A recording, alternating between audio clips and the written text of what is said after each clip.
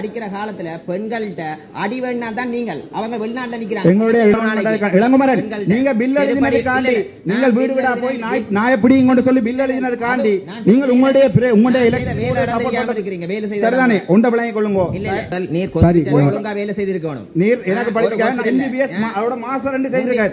நான் சொல்றேன் உம்மா மாதிரி கொடி கட்டி நான் எம்பி ஆகறேன். நீங்கள் பெண்களோட சர்ட்ட விட்டதுக்காண்டி படிக்கிற காலத்துல பெண்கள்கிட்ட அடிவேணா தான் நீங்கள் அவங்க வெளிநாட்டுல நிக்கிறாங்க. எங்களுடைய இளங்குமரன் எம்பி என்றது ஆக்சிடென்ட்டுக்கு பிறகு கார்ல மனநோய் நான் இந்த இடத்துல நான் சொல்லக்கூடாத ஒரு வைத்தியரா ஆனா நான் சொல்றேன் ஆக்சிடென்ட்டுக்கு பிறகு இலங்கையில சனத்தொகை 2,25,000 என்று சொன்னவர் தான் எங்களுடைய இலங்கை 2 கோடி 20 லட்சம் தெரியும். 2 கோடி 20 அதுல வீடியோ வந்து என்னென்றால் தனிப்பட்ட ரீதியா நானுங்க சொல்லுங்க.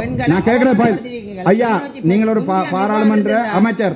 நான் கேட்கிறது பிரச்சனை தான். நான் மக்களுடைய பிரச்சனையை கதை கேட்கல.